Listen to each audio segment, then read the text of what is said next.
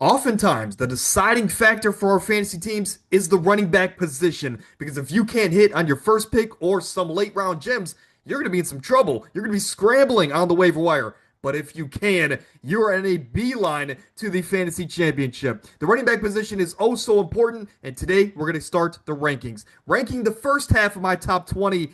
Let's get into it. Now, it is worth saying that I do these rankings based on full PPR formats. That's just because it's the median, it's the majority of fantasy players' preference as far as what league they try to play in. So keep that in mind as we go throughout these rankings for the, non-quarterback positions. Here at the bottom of the list, we're going to kick it off with two rookie running backs because all of these rookies, or at least a couple rookies every year, break out, and they are worth pretty much being weekly starters in our lineups. Omarion Hampton and Quinshon Judkins, both guys are in offenses that are run-heavy offenses. They are conservative offenses, meaning the tight end and the running backs touch the ball a lot. And these are guys that are in prime positions that at some point in the season, they're going to be the bell cow in their offenses. For Omarion Hampton, he's a bit more of a hurdle in front of him with Najee Harris in the mix. But I think at some point in the year, the Chargers offense and front office are going to realize that one running back is just more talented in every aspect of the game. That is Omarion Hampton. And that's no slight to Najee Harris. He's just not the talent at the position that Hampton is. So I like Hampton, especially if he can get that job early in the season, whether by injury or just overall talent. He could be the breakout running back this year.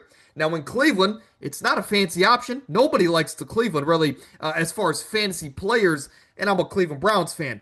But Quinshon Judkins in an offense led by Kevin Stefanski is in a prime position to be a top 15 running back this season, especially in full PPR formats. This is an offense that heavily utilizes the screen game and just really the outside zone game. So Quinshon not only would get a lot of usage in the receiving game, but also the ground game, and he showed at Ohio State he can do all of that at a very high level. So we like both of those guys at the very bottom. Take a shot on them in the middle rounds of your draft. They could be season savers. Now it's 16 and 17, two NFC South running backs, both of them had a pretty good year last year. Chuba had his breakout year. He looks to build on that, especially with no real competition. Now that Jonathan Brooks is hurt again there in Carolina. And for Alvin Kamara, he's a consistent, 50, 60, 70 plus reception seasons. There's no real quarterback there in New Orleans. So expect a lot of dump offs to Alvin Kamara to get safe and easy completions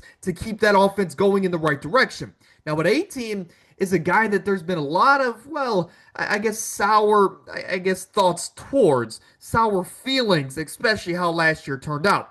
That's Breece Hall. I want to talk about him because there's a lot of buzz around his name at the moment. Is he going to be traded? Is there going to be a running back by committee here in New York as Aaron Glenn now takes over the head coaching position? Not to mention, they now have a running quarterback there in New York with Justin Fields taking over.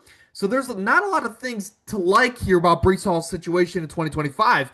However, I don't think there's going to be a running back by committee, and I actually think that Justin Fields' pickup and addition to this offense helps Breece Hall going forward. Because on the top left of your screen, you see the numbers in Justin Fields' career. 18% of his passes go to the running back position. That's a little bit higher than league average. And he completes about 87% of those. So not only does he get a favorable amount of targets to that position, they are catchable footballs. And now with those numbers and given the track history of Breece Hall, I'm projecting him to have about 65 to 70 receptions this year, which puts him in the same realm of an Alvin Kamara as far as elite reception numbers at the running back position.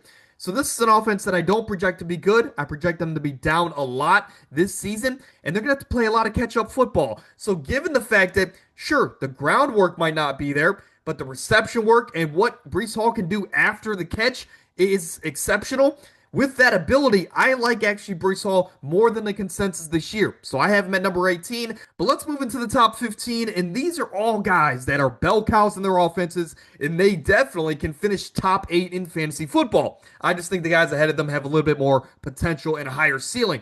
Jonathan Taylor, Kyron Williams, James Cook, and James Conner, you see on your screen at the moment. All guys, again, like I mentioned, they're guaranteed a heavy workload going into this year, and all four of these guys are on offenses that are trying to make playoff pushes. The Cardinals were right outside last year, trying to build on that this year. So at 14 is a guy that is in a similar situation, a guy that is on an offense that it has a relatively open division, so he's going to have to dominate to get this team over the top and to make the playoffs. It's Joe Mixon, Mr. Consistency as far as fantasy football. And you say, oh, and okay, why do you say that? Well, this is why. Over the last 4 years, he's the only running back to finish with an average of a top 10 finish. This is a guy that over the last 4 years has the best overall average over any running back in the entire NFL, and that includes Derrick Henry, Christian McCaffrey, so on and so forth.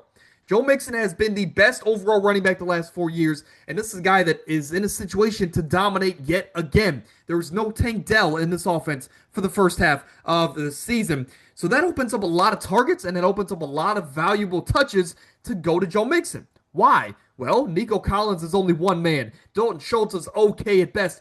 But outside of Nico Collins and Dalton Schultz, in this offense, you have a lot of young and promising rookies, but they're rookies. They need to adapt to the NFL level. So that means in the first 6 to 8 weeks of the season, when Tank Dell recovers, Joe Mixon's going to be a guy that gets a heavy work usage throughout the first half of the season. Now, sure, they added Nick Chubb, and that's worrisome when the goal line touches. But at the end of the day, this is an offense that has revolved around Joe Mixon last year, and I don't see it changing really. This is a guy that last year was on pace to be a top 10 running back yet again without the injuries, and he still finished 17. I like him. I think his workload is guaranteed, especially with the young weapons around him. I just can't see a reason why to put this dude any lower than 14. He should be a top 10 running back yet again.